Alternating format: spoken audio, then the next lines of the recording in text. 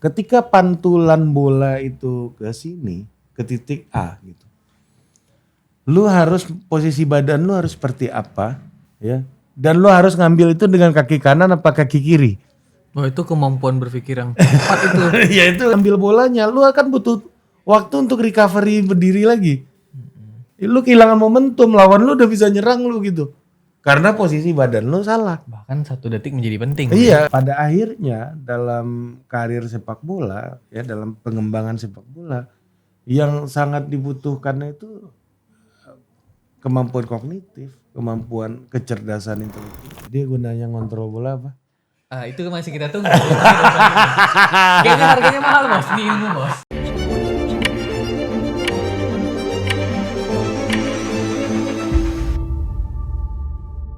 Oke, kembali lagi di Authority. Hari ini gue ingin nanya-nanya Bang Ari Putra nih. Biasanya dia nanya orang, hari ini gue yang nanya Bang Ari ini. Karena ada kepentingan bola Bang di dalamnya. Karena lu apa yang membuat lu apa namanya mau untuk berdiskusi soal bola ini kan lu nggak pernah berdiskusi soal. Gue mau mulai dari ini sebenarnya Bang. Sebenarnya gue pertama kali lihat berita ini salah. Makin hari gue pahami ada benarnya. Dan mungkin lu bisa bantu jelasin tuh tentang pernyataan BGN kepala Bang Dadan. Oh ya, gimana? Timnas Indonesia ini kekurangan gizi. Sering kalah ya. Sering kalah. Tapi banyak orang yang ribut soal statement itu, gua rasa sih lebih ke alasan politik ya. Karena beberapa kali sebelumnya memang Kepala Badan Gizi Nasional ini sering memunculkan pernyataan-pernyataan yang juga kontroversial gitu ya. Salah satunya makan serangga. Iya makan serangga gitu dan beberapa kali lah belakangan gitu yang enceng gondok apa bukan kelor daun kelor. iya kan juga sama jadi enceng gondok Sama ini Bang. Diganti siomay kemarin. Apa sih? iya pokoknya itulah ada gitu-gitu. beberapa kali sebelumnya Batagor, ganti Batagor. ya jadi yang kemarin yang beliau bicara soal timnas juga diposisikan dengan posisi yang sama menurut gua. Karena pertama setelah gua baca utuh artikelnya, nggak hanya judul ya. Kalau judul kan timnas sering kalah, .2 Kepala Badan Gizi karena kurang gizi gitu ya. Tapi kalau dibaca pernyataannya menyeluruh itu gua ngelihat apa yang dibicarakan sama beliau ya memang benar gitu. Misalnya contohnya di dalam pernyataan beliau tuh ada dikatakan bahwa sekarang itu sering menang karena banyak pemain naturalisasi. Jadi konteksnya itu timnas sering kalah itu beliau gak bicara dalam konteks kita setelah melawan Australia ya. Cuma ini melihat bagaimana potensi sepak bola Indonesia, orang-orang yang tumbuh dalam sepak bola Indonesia memang banyak mengalami kekurangan gizi gitu misalnya. Banyak mengalami problem-problem gizi, nggak hanya kekurangan gizi, tapi juga malgizi gitu. Ahli gizi mungkin lebih fasih untuk menjelaskan, tapi gue akan bicara dalam aspek efek dari gizi itu terhadap pembinaan usia dini gitu. Karena kan gue pernah memeriksa lah pemain-pemain KKS ini, kita periksa gizinya, kita periksa fisiknya gitu ya. Memang persoalan gizi ini sangat fundamental dalam mempengaruhi pertumbuhan dari atlet. Pertumbuhan ini bukan hanya pertumbuhan tinggi badan, bukan pertumbuhan bentuk tubuh aja, tapi pertumbuhan kognitif juga sangat penting gitu. Karena bermain bola itu kan pada dasarnya itu aspek kognitif itu sangat penting Bel. Jadi kalau lu lihat di lapangan ada pelatih pakai formasi 4-3-3 gitu. Pertanyaan gua, apakah 4-3-3-nya Pep Guardiola, ada banyak pelatih ya yang pakai 4-3-3. Apakah 4-3-3-nya Guardiola, 4-3-3-nya Jose Mourinho itu sama? Mourinho juga 4-3-3. Guardiola juga 4-3-3. Manchester City ini ya. Iya, sama nggak menurut lo?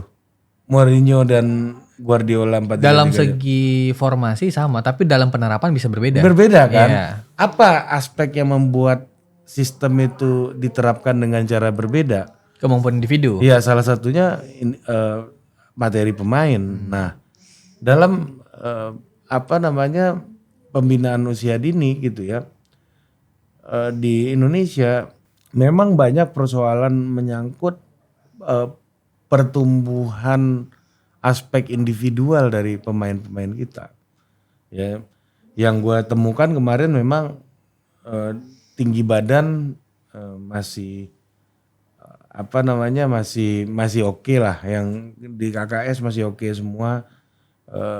Cuma masalahnya adalah banyak otot-otot yang tidak teraktivasi. Ini secara fisik nih, otot lehernya tidak teraktivasi, itu hampir semua rata. Hamstring tidak teraktivasi gitu. Itu kan selain mereka butuh latihan juga butuh asupan protein untuk. Ini yang dimaksud kurang gizi ini ya. Nah, ini bisa jadi tidak tepat gizi lah, karena proteinnya kurang. Mungkin di yang lain lebih. Ukuran pemain lebih kurus. Ada salah satu pemain kita, tapi sekarang udah berubah ya, udah diintervensi lah gizinya. Itu awalnya kurus banget, Bel. Ini Ini sekarang pemain KKS nih. pemain KKS. Untuk level pemain yang bermain di level yang ya dia pernah dipanggil sama seleksi timnas gitu ya. Waktu itu kurus banget, tapi lama makin bagus gitu, makin tumbuh gitu. Nah, yang ketiga, yang balik ke aspek yang gue bilang tadi, aspek kognitif ya. Jadi gizinya dari kecil, dari orang tuanya itu mempengaruhi bagaimana perkembangan kognitif dari seorang pemain di luar aspek fisikal gitu. Ya, bagaimana mereka bisa memahami interpretasi dari sistem bermain tadi, dari sistem bermain di di lapangan gitu. 4-3-3 itu kan sistem. Ya. Ya, kalau gue Guardiola, sistem ini akan gue berikan arahan kepada pemain gue untuk bermain dengan filosofi menyerang. Ya, ada lagi namanya kolektif, taktikal kolektif di bawah itu.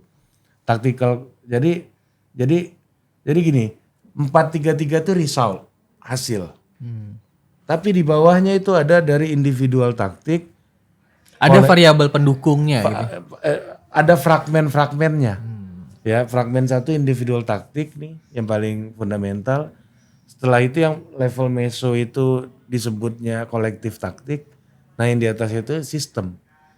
Nah, jadi kalau kolektif taktik ini ya, itu tactical group ini itu sama kayak gimana sih strateginya dalam 4-3-3-nya Guardiola ketika 2 pemain lawan 1 pemain, 1 lawan 2 atau 3 lawan 2 atau dalam pertemuan 2 lawan 2. Jadi lapangan itu kan ada fragmen-fragmennya gitu. Ada pecahan-pecahannya. Jadi ketika lu pakai 4-3-3 di bawahnya itu ada taktik grup. Nah, di situ tuh kemampuan pemain dalam bermain 3-4-3 3 lawan 3, 3 lawan 2. Nah, di situ sangat dipengaruhi dari kemampuan kognitifnya untuk memahami dari sistem dari pelatihnya gitu. Nah, di bawah kolektif taktik itu ada lagi individual taktik. Individual taktik itu sangat fundamental ya. Misalnya ketika pantulan bola itu ke sini, ke titik A gitu. Lu harus posisi badan lu harus seperti apa ya. Dan lu harus ngambil itu dengan kaki kanan apa kaki kiri. Oh, itu kemampuan berpikir yang tepat itu. Ya itu kan untuk memahami decisionnya itu. Decision semacam itu ya. Iya, itu untuk kan decision. Ketika kan kalau lu main tenis itu kan bola pantul di lapangan lu udah tahu ambil raketnya kayak apa gitu. Ya kan, ngambil tarikan raketnya kayak apa. Sampai pada level intuisi itu kan. Iya. Nah, di bola juga sama. ketika titik X ini pantulan ke sini, lu harus bersiap di sebelah mana dengan tubuh yang seperti apa. Ini contoh simpel aja, ini salah satu contoh aja. Nah banyak pemain bola kita di level usia dini gitu ya, itu selain nggak diajak, mungkin pertama memang menurut gua faktornya memang secara gizi itu nggak dirangsang, indera kognitif pikiran kognitifnya nggak dirangsang gitu ya oleh sistem sepak bola kita, let's say pelatihnya atau HSB-nya. Nah, bisa jadi kedua memang ini sama kayak anak sekolah gitu loh. Maksudnya kalau anak sekolah gizinya kurang gitu ya, dari orang tuanya gizinya kurang gitu, pasti berkompetisi dengan yang gizinya yang cukup kan agak berat gitu. Nah ini sama, dalam sepak bola juga sama gitu. Ini contoh kasus aja satu nih. Contoh isunya satu misalnya menerima bola pantulan gitu misalnya.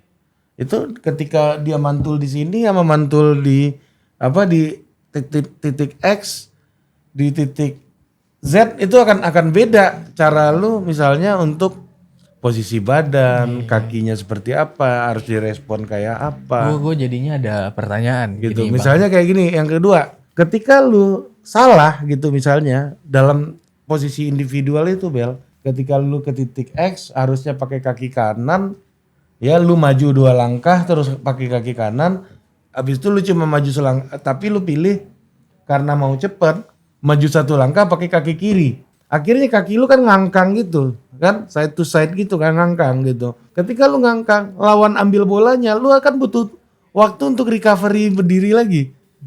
Lu kehilangan momentum, lawan lu udah bisa nyerang lu gitu.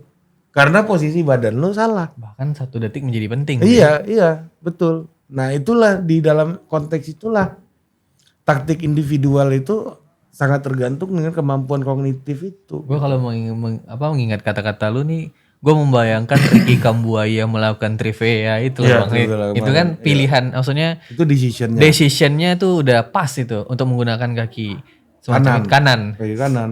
Karena dalam posisinya itu kan, ini lagi-lagi nih, itu berkaitan dengan misalnya first touch. Orang banyak di Indonesia ini anak-anak belajarnya dribbling gitu kan. Padahal dalam inti permainan dalam individual taktik ya, yang sangat menentukan tuh first touch loh. Sentuhan pertama ya. Jadi sentuhan pertama ketika bola datang, lu akan bawa bola ini ke kanan atau ke kiri atau kemana, lu apain gitu. Nah banyak yang gua amati di anak-anak kita itu kayak orang berantem sama bola. Maksudnya gimana nih? Kayak orang berantem kasar gitu dalam first touch-nya itu gitu, gerasak gerusuk gitu ya kan, kayak orang berantem. Nah sementara harusnya lu bisa lebih halus sama bolanya di first touch-nya itu gitu misalnya. Nah itu kan sangat tergantung kepada kemampuan individual taktik, halus atau tidaknya. Lagi-lagi lu bisa menerima bola itu di posisi yang tepat atau enggak, dengan respon yang tepat atau enggak. Apakah harusnya pakai kaki kiri, dalam posisi kaki kiri lu pakai kaki kanan, atau dalam posisi kaki kanan harusnya lu pakai kaki kiri gitu. Dalam posisi kaki kanan malah lu pakai kaki kiri. Nah, itu kan kalau mau ditarik lagi itu ke neuroscience. Ya. Lebih detail lagi tuh masuk ke neuroscience tuh. Gimana orang misalnya responnya, dia akan lebih nyaman main bola sambil pegang tangannya digenggam gitu misalnya, daripada diginiin. Jadi bagaimana cara aspek merangsangnya segala macam gitu. Itu sangat detail sebenarnya kalau mau lihat dalam development stage di youth development gitu. Sepak itu mungkin gaya-gaya sepak bola Eropa tuh udah masuk pada level Udah, itu ya. karena umur 13 tahun mereka udah nentuin lu mau jadi kelas hobi apa kelas profesional gitu. Dan ini gue jadi ada pertanyaan Bang, maaf gue potong. Kalau kita bicara gizi juga dan neuro dan sebagainya tadi. Gue ini gak tahu salah, koreksi kalau gue salah Bang. Kalau di Eropa sana atau di luar gitu, sepak bola itu bahkan dimainkan oleh orang yang pada kelas menengah atau ke atas. Sehingga gizi gak jadi soal di sana. Tapi kan kalau di Indonesia, mohon maaf nih teman-teman nih, kan banyak banget tuh anak-anak daerah yang sebenarnya ya mohon maaf nih kadang susah gitu kan. Kadang makannya juga kurang dan menggantungkan mimpinya di sepak bola aja gitu. Bukan orang yang datang dari kelas menengah atau kelas atas yang punya mimpi jadi pemain bola profesional. Sehingga kognitifnya mohon maaf kurang gitu. Fisiknya kurang. Bahkan untuk memahami neuroscience atau taktik individu aja dia menjadi lebih bingung tuh. Jadi hitungannya ya dan dibakat atau nggak bakat ya rezeki-rezekian lah. Kan bener nggak gitu Ya, kira-kira Bang Ari? iya, memang itu yang terjadi hari ini.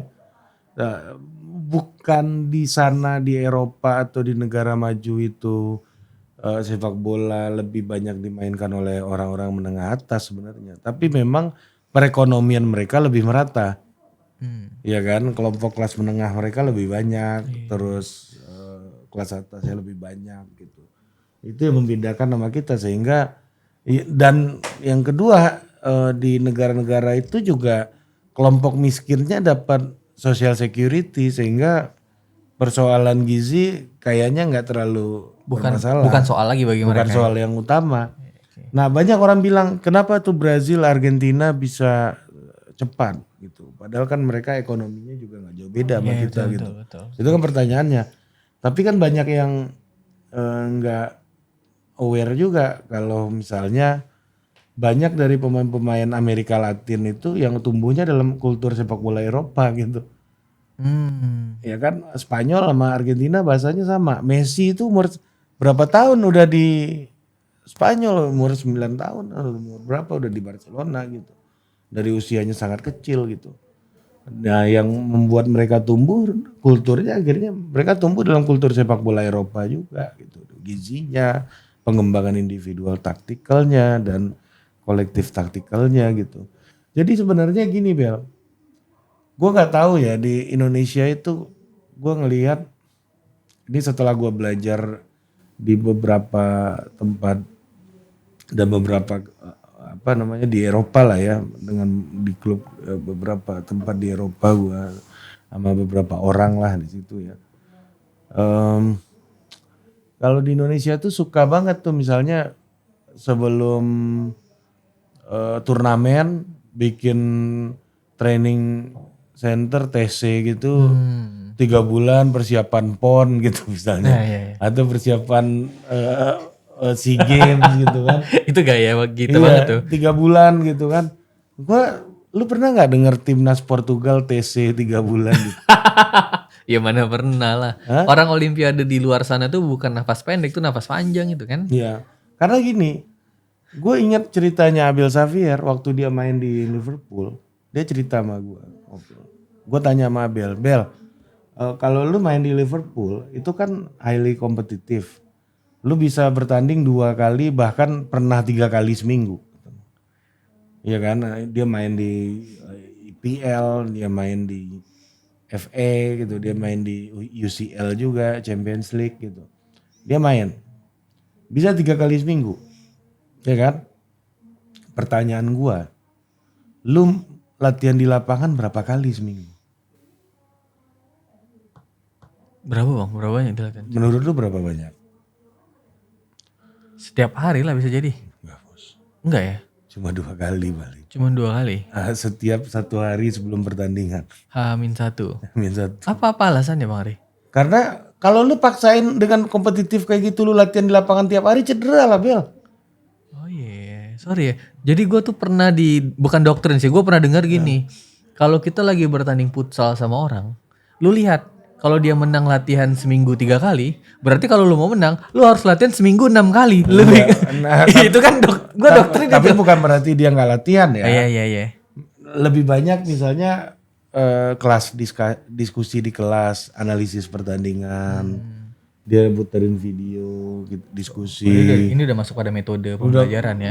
Kayak gitu karena nggak mungkin lu di Eropa misalnya di level yang sangat kompetitif itu untuk main bola tiap hari itu udah nggak mungkin Bel. Karena bisa cedera pasti. Kadang-kadang kata Abel tuh kita ke lapangan tuh buat ngecek lapangan stadion lawan aja katanya. Gitu. Sekali habis itu ke hotel malam pertandingan. Gimana caranya? Gak bisa bro. Ya kan artinya di level profesional ya kemampuan kognitif ini sangat penting gitu loh maksud gua. Karena misalnya Abel mau tanding Liverpool lawan Arsenal gitu. Hari ini dia kumpulin, dia waktu itu pelatihnya Gerard Houllier di Liverpool. Ya kan? Dia kumpulin lah pemain semuanya. Diskusi. Itu nggak ada yang diem. Itu nyampe pendapat semua coach. Oh Nggak iya? setuju. Interaktif itu? Interaktif kelasnya. Sama pemainnya ini. Oke, ya udah ya. Gue setuju kata coachnya gitu kan. Habis itu ya udah semuanya. Habis itu besok kita coba strategi yang kita omongin tadi. Itu doang. Nggak ada tuh TC harus latihan Tiap hari. di ini nggak ada. Itu ibaratnya gue ngelihatnya kalau di sepak bola sana itu kayak pemain orkestra aja, Bel. Pemain orkestra kan nggak ada latihan berhari-hari. Mereka datang dikasih partitur, coba sekali, malam langsung manggung kan. Bukan main tiap hari kan? Iya. Betul. Karena main tiap hari itu udah jadi kultur lu dari kecil kan. Iya. Lu udah main sendiri, lu udah main di klub. Di sana ada kompetisi. Kalau di sini kan nggak ada kompetisi yang reguler dan kompetitif. Liga U17 Portugal tuh udah kick off dari tahun 1936, Bos. Kita kan Liga 3, Liga 2, Liga 1 ya? Iya, tapi kan Liga U17 nggak ada kita. Iya, betul. Ada EPA ya, tapi kan sangat terbatas gitu. Gua nggak tahu sistemnya EPA itu gimana sekarang. Ya kan? Tapi apa namanya yang ingin gua sampaikan adalah pada akhirnya dalam karir sepak bola, ya dalam pengembangan sepak bola, yang sangat dibutuhkan itu kemampuan kognitif, kemampuan kecerdasan intelektual gitu. Karena lu nggak mungkin eksploitasi fisik lu gila-gilaan. Iya, betul. Gitu. Gue jadinya gini juga, Bang. Kan tadi lu bilang kalau di Portugal atau di sana itu kan udah punya U17 kompetisi yang merata gitu. Maksud gua udah ada kompetisi-kompetisi Tahu kecil lah. lah kompetisi U17-nya berapa divisi? Berapa divisi? 5 divisi. Sporting Lisbon tuh Kita kan juga ada tuh kalau nggak salah PON kan ada bola. ya ada tapi nggak ada liganya kita. Oh ya liganya Untuk memang nggak junior. ada. Nggak maksud Jadi Sporting Lisbon itu Sporting CP ya. Itu punya 2 tim U17. Sporting CPA, Sporting CPB, satu main di divisi 1, satu main di divisi 2. Oke.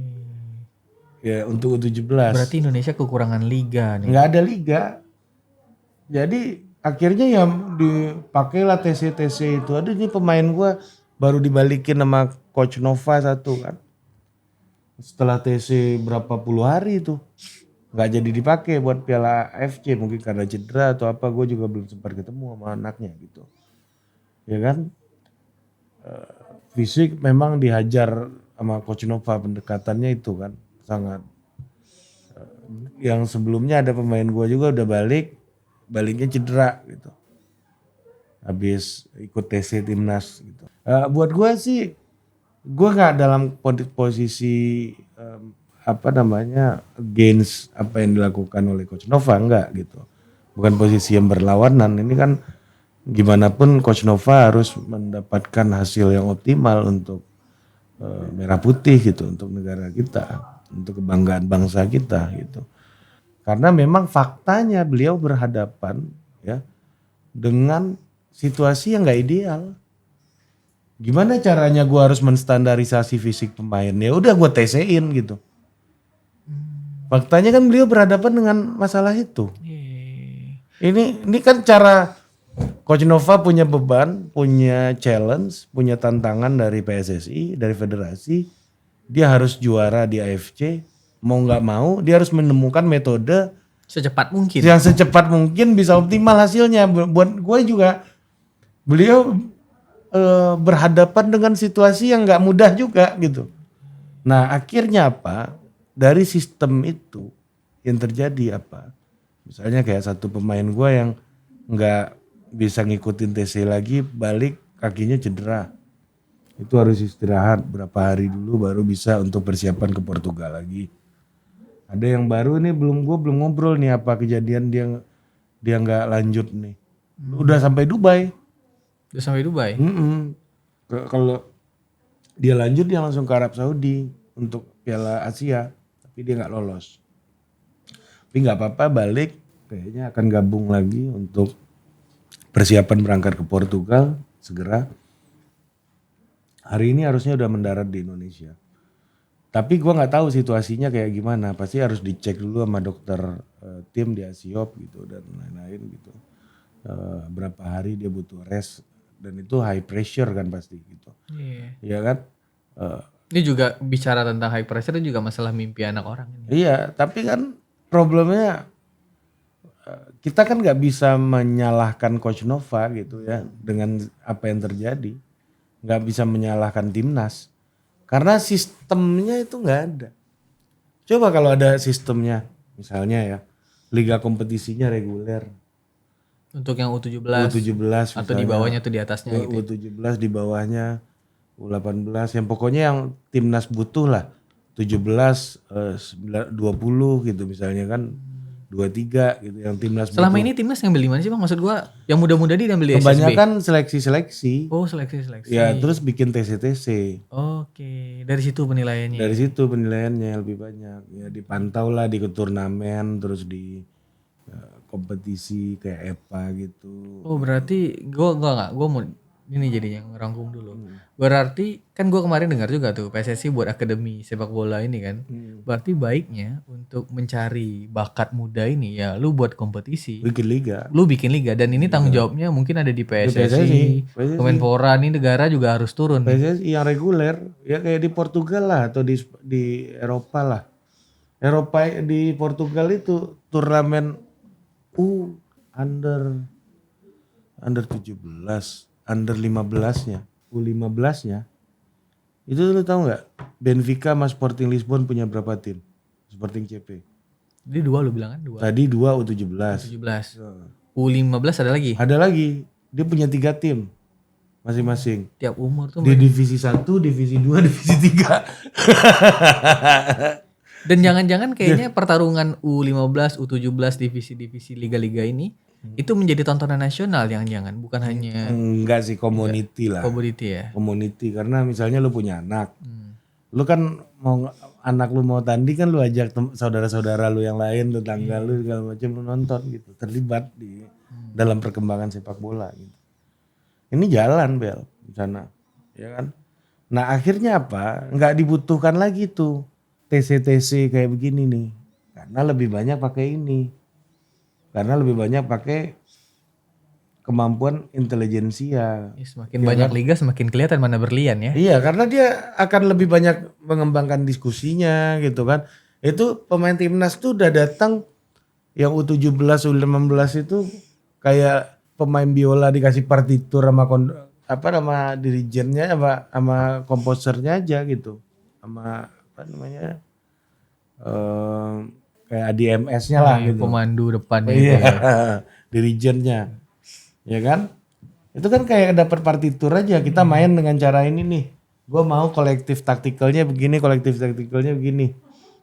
Ya udah itu akhirnya dia mengembangkan individual taktikalnya gitu untuk menjalankan sistem itu semuanya. Yang paling penting itu ada di sini tuh. Itu yang jadi problem di kita gitu.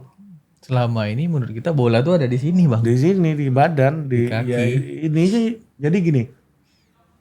Banyak orang berpikir gua pakai badan gua gitu, kalau lari gua kenceng, tenaga gua banyak, maka badan gua keker gitu, maka gua akan bisa bermain dengan optimal gitu. Bermain bagus lah. Bermain bagus gitu. Pertanyaan gua ya, kenapa ya misalnya pertanyaan gue simple aja sebenarnya. Kenapa nggak pemain timnas itu kita usulkan Aska Kobuzir aja? Iya kan? Kalau standarisasinya adalah Fisik fisik. gitu kan. Kita suruh aja dulu nge-gym dulu biar aktivasi otot ya. Iya, tapi kan individual taktikalnya mungkin dengan fisik sebagus Aska Kobuzir dia nggak punya individual taktikal. Bukan karena dia nggak mampu, mungkin karena dia nggak ngelatih atau nggak suka atau nggak bakat, bisa banyak faktor gitu kan. Iya kan? Iya. Nah, jadi seringkali orang itu salah, banyak kesalahan gitu ya dari berbagai macam peninjauan gue nih. Dan juga mungkin gue juga bisa salah. ini ya mungkin kalau kita beda pendapat, beda paradigma ya mungkin ya. Kalau bagi gua pengembangan fisik itu harus mengikuti kebutuhan individual taktik. Jadi nggak usah terlalu cepat juga. Nggak usah, Bukan. harus balik, harus pas gitu maksudnya apa? Harus sesuai dengan individual taktikalnya. Jadi gini, misalnya lu posisi lu gelandang gitu misalnya. Ya kan? Gelandang itu pasti lebih banyak butuh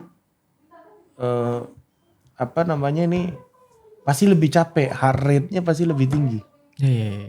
Jadi kalau lu ngecek pakai alat itu tuh yang pakai kayak kutang-kutangan gitu. Biasa gue liat Madrid sama Barca pakai itu tuh. Iya, kemarin kan timnas juga pakai tuh, ya kan? Pengukur heart rate itu gitu. Ada mereknya macam-macam, Polar, ada macam-macam lah itu. Itu kalau lu pakai itu tuh, itu kelihatan heart rate itu paling tinggi itu Gelandang. gelandang. Jadi maksimalnya sekitar 205 ya. Minimal itu 120 angkanya. Nah, paling gede itu rata-rata tuh gelandang tuh. Karena apa namanya? Ini mainnya, tensi mainnya kan, intensitas mainnya agak tinggi gitu. Ya kan? Artinya untuk kebutuhan itu ya, dia punya taktikal kayak apa untuk bermain lebih efektif dan efisien gitu. Cara nendangnya, cara bergeraknya, kapan dia harus bawa bola, kapan dia harus nahan bola, kapan dia harus lari. Ya kan? Habis itu pengembangan fisiknya juga mengikuti itu. Kayak misalnya nggak semua gelandang kan harus lari-lari gitu misalnya. Iya, oke. Lu tahu Sergio Busquets nggak? Tahu. Itu pemain yang tinggi, kurus, pintar, cerdas ini kan? Pernah nggak lu lihat dia lari banyak? Oh enggak banyak. Gue tahu permainan kakinya itu sangat membuat mind blowing aja. Tapi menurut lu walaupun dia nggak lari itu capek apa enggak? Capek sih. Gitu loh maksud Capek gua. pikirannya itu. Iya, capek pikir dan geraknya, heart rate tinggi bos.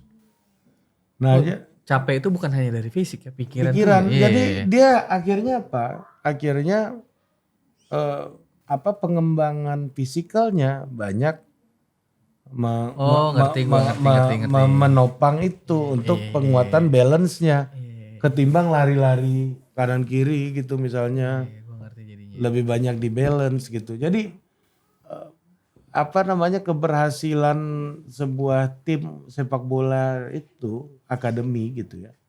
Itu sangat ditentukan dari kemampuan mereka untuk mengcustomize ya program mereka untuk pengembangan individual.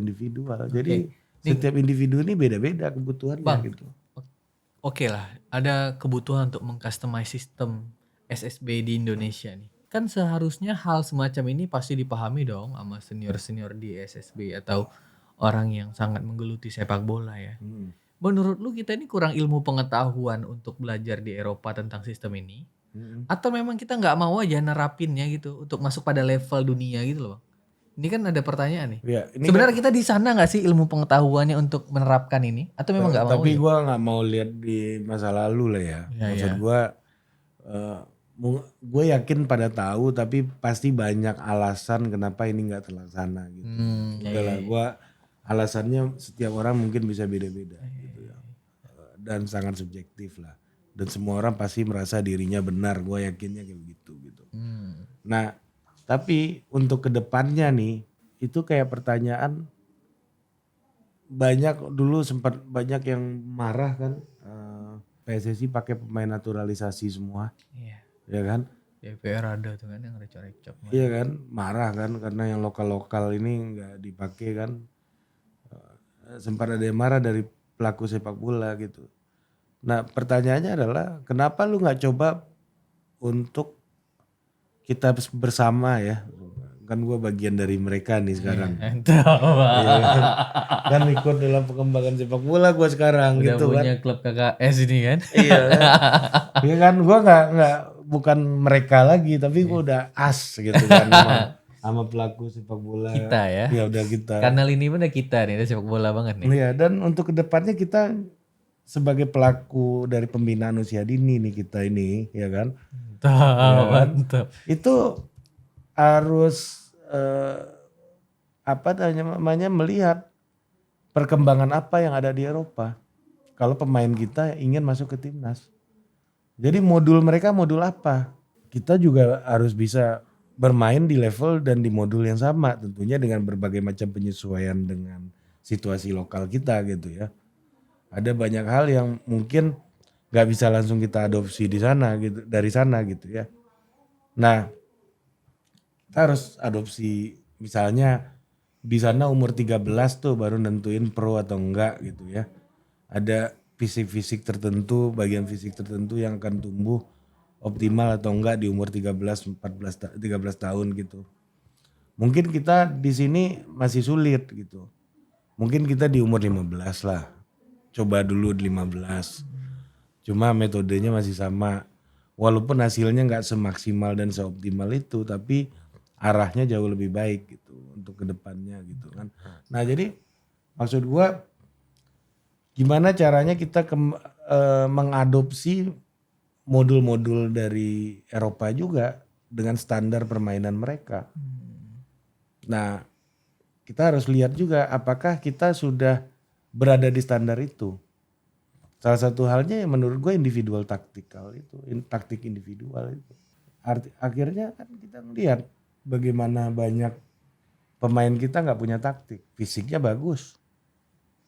Iya, fisik kan? sih makin hari makin membaik. Fisiknya Ya. bagus, terus udah bagus nih, larinya udah kenceng, tenaganya udah banyak. Cuma nggak punya taktik. Untuk misalnya ya sebagus apapun fisik lu, kalau lu lagi ngangkang bolanya direbut orang, lu pasti susah ngambilnya lagi bos. Iya kan? Kemampuan decision itu ya. Iya, decision makingnya berantakan gitu misalnya. Iya kan lu rebutan bola nih, ya kan di sini. Iya, iya. Ya lu ngangkang gitu kan, ngangkang. Ketika lu ngangkang ini, orang pasti ngambil bola dari lu lebih mudah. Kedua, lu merespon dia yang udah ngerebut bola dari lu. Itu butuh waktu. Pasti lu akan ketinggalan dari dia. Ditinggalin sama lawan lu gitu. Jadi menurut gua ya pada akhirnya ya dalam sepak bola aspek kognitif individual taktik itu yang paling fundamental, paling menentukan. Nah ini gue buka aja kan kita kerjasama sama beberapa scouting pemain di Portugal kan untuk anak-anak KKS itu. Itu penilaiannya sama semuanya. Itu kan mereka nggak ada yang bilang bad ya. Ngomongnya good, great sama excellent kan. Kita Walaupun good itu bawah di rapor kan kita lihat kan ada laporannya kan. Good, semuanya udah bangga nih dapat good. Hey, ini di atasnya great sama excellent gitu kan. Masih ada di atasnya gitu. Itu pasti kita masalah reading the game. Dia hampir semua anak-anak KKS ini ya yang mau berangkatin itu punya problem dengan reading the game. Reading the game itu adalah membaca membaca strategi lawan, kemudian merespon dengan keputusan yang tepat gitu. Ini kayak scanning gitu ya. Scanning salah satunya, cara kan? untuk reading the game ya salah satunya scanning. Scanning ini kan. Iya. Dan ini dibutuhkan kemampuan kognitif dan otot leher. Otot leher. Lu kalau nggak otot leher lu nggak kuat nggak bisa sambil lari bos. Iya. Kalau kita ini udah sedetail itu ya. Udah terlambat, udah nggak mungkin lagi diperbaiki. Kalau kita ini udah nggak mungkin masuk pro kan, ya kan. Jadi itu misalnya Bel, iya kan. Jadi dia itu permasalahan tuh reading the game itu masalah. Reading the game tuh lu lihat lawan lu dengan cara apa, kemudian lagi ngapain dan meresponnya dengan tepat. Misalnya gini, ini contoh simple aja. Anak KKS ini rebut bola, dapat bola, ya kan, dihalangi sama lawannya. Gue nggak mau ngomongin yang lain, tapi ini terjadi di semuanya sebenarnya. Tapi maksud gue ngomong KKS aja lah, biar nggak ada yang tersinggung gitu. Dihalangin atau dipres sama lawannya. Lawannya ini presnya juga masih jauh lah. Bola ditendang ke belakang loh. Wah ada kepanikan tuh ya. Atau ya karena nggak bisa reading the game. Kalau lu bisa reading the game, mau dipres orang atau kayak apapun, kalau lu bisa punya judgement lawan lu belum siap, lu majuin aja bola ke depan. Lu dribble terus aja ke depan. Iya, gue mohon maaf, gue jadi melihatnya kalau permainan Liga 1 sama tim naturalisasi ini kalau lagi megang bola dalam posisi press, naturalisasi itu akan selalu punya cara Punya cara. untuk membawa bola itu ke depan, dan itu yang lu sebut biasanya dengan sebutan visi ini ya. Visi, karena dalam misalnya dribble gitu. Dribble tuh kalau beberapa kita memahaminya misalnya untuk melewati lawan gitu. Iya kan? Iya betul. Umum lah gitu. Umum lah. Ya kan? Tapi dalam format sepak bola modern atau individual tactical itu, dribble itu bisa dimaknai keluar dari tekanan. Oh itu udah beda tuh filosofinya. Beda kan meaningnya kan? Iya meaningnya beda itu. Ya. Sehingga apa? Karena apa? Apa yang membedakan melewati lawan dan keluar dari tekanan? Kalau keluar dari tekanan kita punya motif. Ada ketakutan di sana tuh. Ada motif. Ada motif, ya. Motif kita apa? Pergi dari tekanan. Iya. Escape Iya. dari pressure gitu. Pergi dari tekanan itu berarti ada ketakutan yang untuk dihindari kan gitu ya meaningnya ya. Iya. Kalau menghindari lawan, melewati lawan tuh ada tantangan yang harus kita hadapi untuk kita selesai. Betul, Gitu. maknanya beda gitu. Jadi itu yang gue bilang tadi, seringkali pemain kita dari level junior itu nggak dirangsang untuk berpikir dengan motif. Setiap tindakan itu kan ada motifnya, Bel. Iya kan? Nah gue tanya sama lu pertanyaan simpel. Nih ya. Bola itu, ini soal motif nih. Buat apa ngontrol bola? Motif nih. Oh iya, gentar gue mau pilih jawaban yang modern banget nih. Iya. Untuk membuka ruang. Buka ruang. Buka ruang kan. Emang kalau lu ngoper gak bisa buka ruang? Ngoper bisa juga. Iya kan? Bisa. Iya kan? Bisa. Gak harus kontrol kan? Gak harus kontrol, ya benar.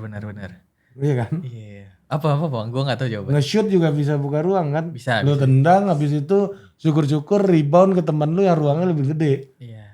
Bisa juga. Bisa juga. Bisa juga. Semuanya kan tindakan untuk buka ruang. Iya.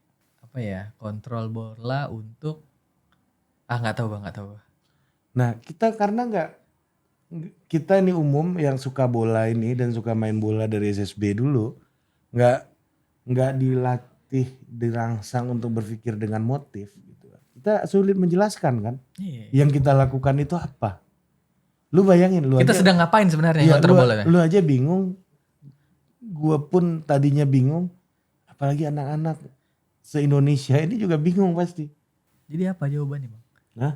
Apa? Kita bahas di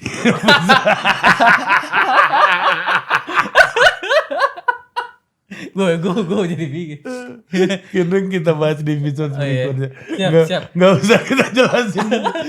Siap. Ya. Ini Bang Ari ini udah jadi coach development Bukan. development coach Ari dari Bukan. Korea Seleka. Gua bukan coach gua. Development coach. Bukan, nggak bisa gua. Ngedidik gua manajemen aja gua. Iya. Karena jadi gini ya. Dalam proses ini gua kira anak-anak ini yang bertumbuh. Apa sih bang? Sama gue potong nih jadi. Kan lu sekarang di KKS nih. Iya. Nah, gue anggaplah lu development coach lah. Gue anggap apa atau manajemen atau segala macam. Manajemen. Lu lagi melakukan pembinaan pada anak-anak usia muda dan gue tahu lah pasti biayanya gede banget walaupun dari funding manapun. Sebenarnya target lu apa sih untuk orang-orang anak muda ini untuk balik ke timnas untuk memperbaiki hidupnya atau gimana sih maksudnya? Itu pertanyaan juga tuh. Kan lu nggak pernah buat misi ke Portugal. Maksud gue apa sih goals yang? Karena kalau goals utamanya kan sebenarnya gini Bel. Gue sih merasa kan sepak bola itu kan olahraga yang demokratis ya. Iya. Jadi orang bisa memainkan dimanapun gitu dan siapapun. Tetapi ketika dia udah menjadi pro gitu kan banyak syarat dan standar yang harus dipenuhi.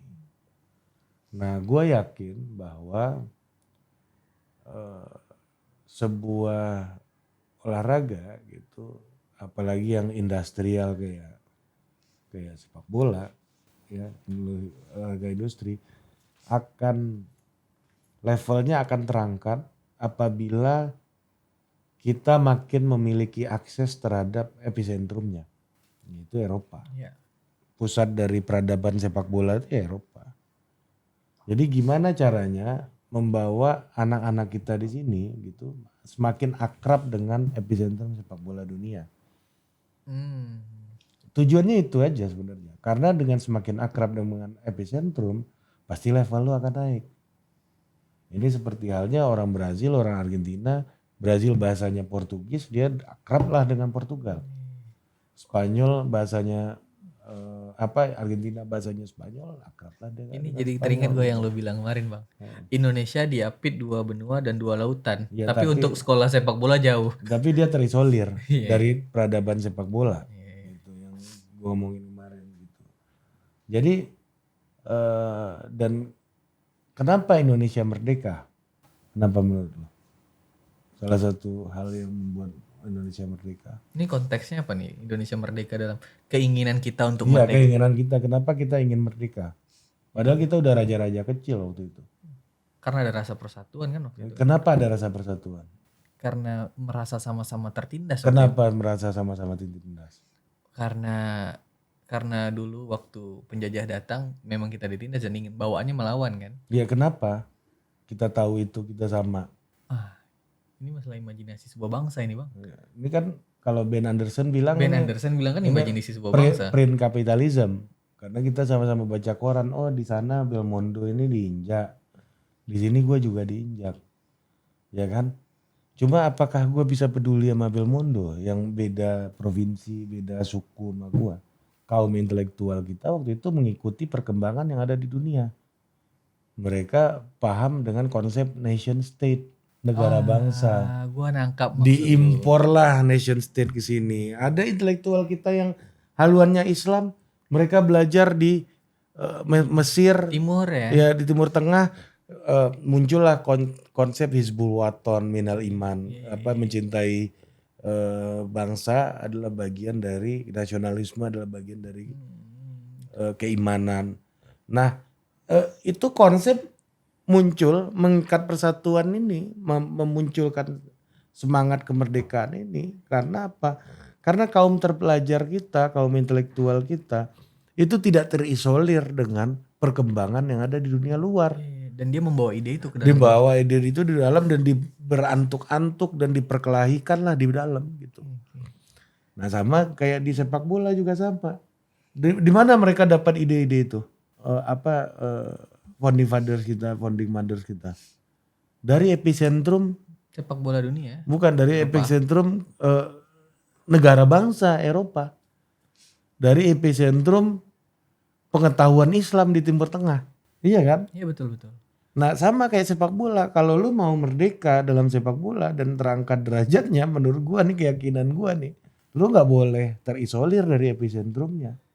Harus masuk ke sana ya. Harus masuk ke sana. Jadi target kita emang mau bawa anak-anak ini untuk mencoba membangun karirnya di situ, di liga-liga junior di sana. Siapa tahu ada yang kontrak pro di sana. Ada satu orang bisa kontrak pro, itu inspirasinya buat yang lain tuh sangat besar. Jadi ternyata kita nggak sebodoh itulah, gitu. Nggak setolol itu kita. Wong bisa kok. Itu yang dilakukan sama Jepang. Berapa banyak pemain Jepang yang kontrak pro di Eropa? Udah banyak sekarang. Itu lawan Saudi kemarin tuh gue cek itu pemainnya nggak, yang di Eropanya nggak main semua. Tim B jangan-jangan. Iya tipe. Makanya bisa imbang Saudi. Kayaknya sama kita juga bisa imbang tuh kalau kayak gitu. Kalau Karena tim orang B. udah pasti judul lolos. Kita kemarin yang turun agak-agak bagus soalnya. Oh itu main semua. Minamino main bos. Iya, Mitoma main, Toma main. Morita aja main. Ya, lu tau Morita nggak? Ya, ini karena timnas kita udah jago jadi mereka takut juga kan. Arab Saudi udah kita bantai tim B aja lah kata mereka. Lu tau Morita nggak? Morita. Morita kenapa dia? Gelandangnya Jepang. Peta atau pernah lihat. Pemain Sporting itu. Hmm. Gua nonton dia main tuh dibantai sama Arsenal itu. Anjir kata gua. Tahu ya. Gila orang Jepang ini di lapangan ini. Kayaknya kita sama Jepang gak jauh-jauh amat. Gak jauh-jauh amat tapi dia udah di lapangan Liga Champions. Mungkin waktu abis perang Nagasaki Hiroshima kan suruh kumpulin guru. Guru bola datang bang. Enggak, Jepang tuh sistemnya kayak gitu. Dia mau, makanya banyak pemain muda Jepang itu di Jerman kan. Iya. Iya kan? Karena mau mendekatkan diri dengan epicentrum tadi. Iya, mereka mau belajar itu penting. Logikanya kan di situ. Lu misalnya, gue tuh selalu percaya ya, kalau lu mau belajar political science and democracy gitu misalnya, pasti epicentrumnya itu US. Iyalah. Iya kan? Paling tua itu. Iya, buruk atau baiknya US kata orang gitu ya. Ya lu keilmuannya berkembang di situ gitu. Iya, oke. Tradisinya berkembang di situ. Nah, balik lagi ke pertanyaan awal soal gizi gitu ya. Gua sih melihatnya gizi ini nggak hanya problem fisik aja. Karena kalau problem fisik lu bisa atasi dengan apa namanya ya mungkin berat juga tapi apa namanya ada treatmentnya kayak minum susu protein segala macam, latihan gym segala macam gitu. Tapi gizi yang menurut gua sangat mengganggu dan mempengaruhi pertumbuhan pengembangan seorang calon pemain bola dan pemain bola itu berkaitan dengan kognitif tadi, dengan kecerdasan. Itu bukan orang kita nggak bisa passing, Bel. Kita ini bisa passing semuanya. Lu juga kalau diajarin tekniknya sejam juga bisa passing. Gue jadi ada pertanyaan sebelum itu. Kita tuh bukan nggak bisa passing Bang, kok. enggak, di luar itu tes kognitif bola tuh ada gak sih ngerjain soal? Harusnya sih ada, tapi gue nggak tahu. Nggak tahu ya. Nggak tahu kalau kita kan nilainya dari cara pemain main di lapangan Iya kan aja. dilihat-lihat gini kan Beda, ya. Ini iya kan? paten, ini paten. Iya kan. Enggak di Nah, luar misalnya passing, tuh. lu percaya nggak pemain kita nggak bisa passing? Oh, ada percayanya juga. Kenapa lu percaya? Gue pernah dengar juga kan kalau di kita kan kebanyakan passing kanan kan. Kalau di luar tuh bisa 2 kaki kan. Bisa 2 kaki. Iya. Itu salah satunya. Salah satunya. Tapi lu percaya nggak kita nggak bisa passing sama sekali? Masa sih bang? Sehingga butuh orang yang ngajarin kita passing. Passing standar yang gini. Passing kan semua orang bisa gitu loh maksud gua. Ini apa passing yang dimaksudnya? Iya makanya inilah yang gua mau bilang sama lu.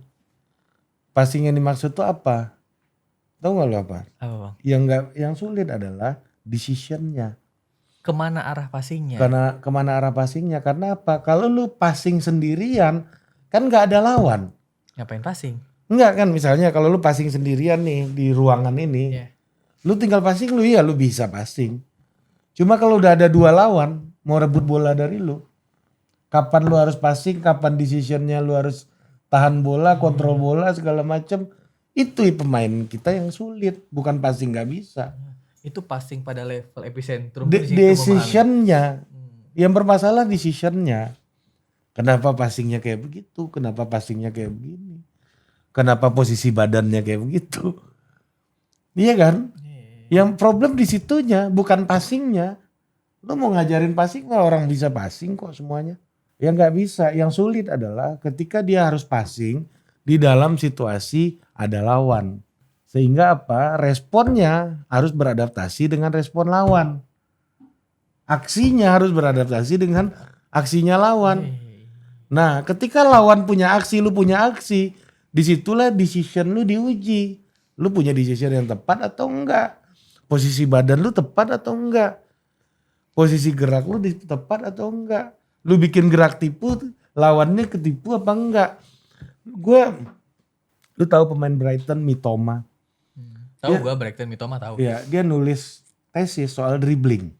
Mitoma itu nulis tesis soal dribbling. Dia bilang gini, kunci keberhasilan dalam dribbling ada 2. Yang satu itu apa gitu gue lupa. Tapi yang satu lagi itu adalah ketika lawan lu bisa lu bikin bergerak sesuai keinginan lu, maka lu akan menangkan dribbling gitu. Oh itu filosofis dalam banget. Jadi ketika lu dribbling, lawan lu bisa bergerak sesuai keinginan lu. Ya kan? Jadi artinya apa? Lawan lu merespon, Tindakan. memberi respon terhadap aksi lu sesuai dengan keinginan lu, maka lu akan menang. Itu tesisnya Mitoma. Jagoan dribbling, timnas Jepang, pemain Brighton, pemain utama di Liga Inggris. Gitu. Nah ini artinya apa? Ini soal ini lagi bos. Soal mengisi kognisinya, bukan mengisi. Mengaktifasi kognisinya, merangsang kognisinya. Jadi idealnya seorang pemain bola harus menggunakan semua indranya dalam bermain. Bahkan untuk pandangan mata itu ada yang 180 derajat, ada yang tipis kayak gini. Kalau 360 derajat, ini berapa nih? Ya, 180 gitu kan. 180 tuh cuma bisa lihat warna, Bos. Oh iya. Kalau 45 lu bisa lihat muka. Gini. Nah makanya scanning itu kalau lu cuma 180 lu cuma bisa melihat warna. Itu ada hitungannya Bel, semuanya Bel. Gitu. Sedetail ini bos, ternyata. Iya ini kan gue lagi belajar. Iya. Mantap juga coach development ini. Gue manajemen. Manajemen ya. Gue sama anak-anak juga gue bilang gue bukan coach ya gitu. Gue cuma ini aja teman diskusi aja. Lu kan nggak sempat nonton bola, kan nggak boleh begadang. Kalau gue kan masih boleh begadang. Gue nontonin, kita nonton bareng-bareng. Jadi kerjaan gue, salah satu tugas gue di aspek sepak bola di KKS adalah menjadi moderator nobar anak-anak. Terakhir gue nonton Barcelona lawan Atletico, itu yang gue bahas sama Abdul Syafi di sini. Jadi gue ngajak nonton bola itu, tapi otak lu tetap analitik, membongkar partitur mereka gitu. Kayak lu dengar musik, oh ini kecil, gede. Kayak Tapi mereka sering kan bang nonton bola dalam maksud untuk, itu sering gak sih? Gue nggak tahu ya. Gue tanya, mereka jarang, hampir nggak pernah di. Kayaknya itu melatih. Makanya gue lagi gue nggak mau ngomong masa lalu lah Bel. Masa lalu ini kalau diomongin banyak yang sakit hati nanti gitu. Iya sih. Mending kita tetap sama-sama masa depan karena kita sama-sama membutuhkan untuk saling membutuhkan untuk membangun masa depan sepak bola Indonesia. Mantap kok cari. Pertanyaan gue nih pertanyaan masalah banyak orang nih. Gue nggak mau jelek-jelekin orang, nggak mau gue. Gue baru di bola baru. Jadi gue cuma fokus mau ngerjain apa yang gue lagi nikmatin mau aja ya. kerjain, dan gue ngelihat ada problem itu gitu. Oke lah, makasih banyak. Jadi gunanya ngontrol bola apa? Itu masih kita tunggu. Kayaknya harganya mahal bos, ini ilmu bos. Ini kalau kita buat ebook bang, laku nih bang. Kita PDF-in bang. Oke. Makasih banyak. Thank you Bel. Coach Ari, sampai jumpa di episode selanjutnya. Kok Ari. Sampai jumpa.